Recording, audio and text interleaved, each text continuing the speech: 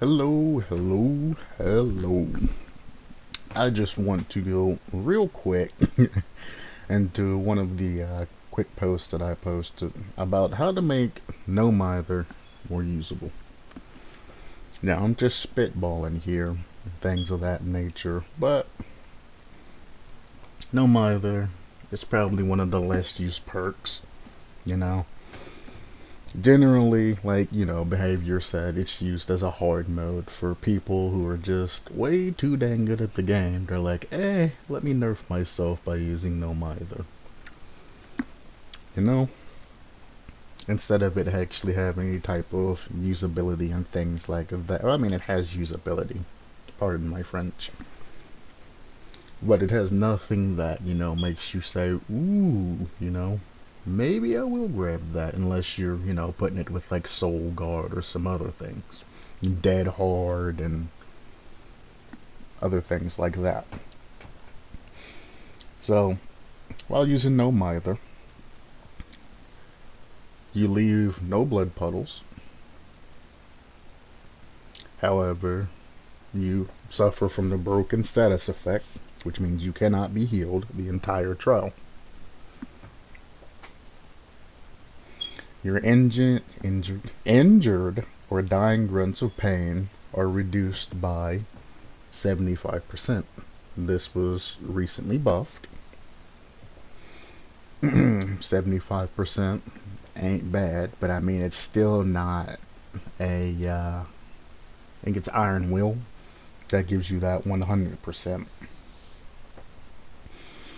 Your recovery speed is increased by 25%, which is great because you can fully recover from the dying state an unlimited amount of times. But I would like to add in the fact that you are no longer affected by killer's perk slash hexes, or even put negatively affected by perks and hexes. Can be aligned too. If you put you're no longer negatively affected by perks and hexes, that means you will receive all the positive benefits but negative benefits of any types of boons, hexes, or anything else you would experience. That's one way to word this. So if there's something that says you can get a 15% heal speed but unhooking speeds minus 100%, you'll no longer receive the minus 100% speed penalty, but you'll receive the increased 15% healing speed. I just pulled that out of the hat. It probably don't exist, but in the future, if it does pop up, that's one way to word it. The other way is you're no longer affected by killer's perks slash hexes. Now, like I said, if the perk is about shrugging things off and not being bothered or irritated about them, why not go all the way in? Something that's equivalent to leaving yourself broken all match should have some sort of effects to go along with it. However, some effects will have to be nerfed because then it would make the perk way too good. So they would have to decrease or get rid of the base perks. I would like to see this variant of No Mither to be added into the public test beta, just to see what happens. Now, I know there's some perks that you can't get around, like, Corrupt Intervention at the start of the match. I think that's the one that prevents the furthest of generators away from killer to have the entity block them. Now, I know there's some perks like that you just can't get around. In some perks, it doesn't matter. Like, no one escapes death. You're already injured. If you get hit, you're going down. But it does save you from a perk like Devour of Hope, where they can just Mori you. If they have a regular Mori, it's fair game. Unless they elect to add that into the sentence of things too, but then you would be making no mither too good. not affected by perks and not able to get moried. Oh my god, you know what I'm saying? It'd be like one of the meta perks. But no, just to, devour hope, you can start killing people, etc., etc. Once you get all 5 proc. I think you get exposed at 3. So to prevent devouring hope from just mooring you, which in essence extends your life, and there's plenty others like Thanatophobia, which gives you a speed decrease, or well, they changed the ruin, so it's no longer skill checks. It's just if you stop touching it, it activates, and things like that. It would affect just your small general perks that have negative, backlashes. You can run no Mither, and then you're always gonna run a base survivor game. Now, if they wanted to, they can get like really slick about it and make it like bamboozle, which blocks windows when the killer goes through them. They can make it to where bamboo or the no Mither users can still use windows and things like that, but I probably wouldn't go through and code everything to be like that.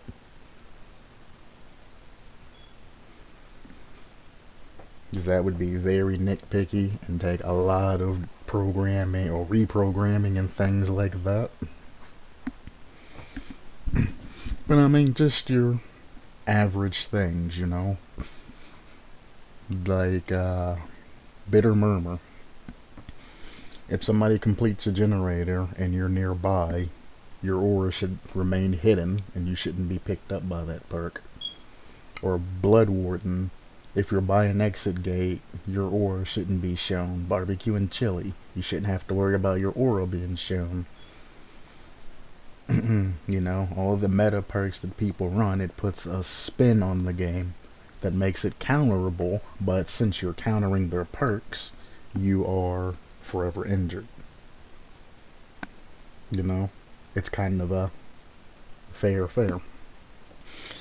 But because they can't be aura revealed, the injured and dying grunts of pain are gonna have to be re-nerfed back down to like 50, if not even 25%, so they can actually hear you and what's going on. Recovery speed, things like that, could be left alone, but they might hard nerf that back too. Recovering fully from dying state, that's gonna have to stay because, well, it's no Mither.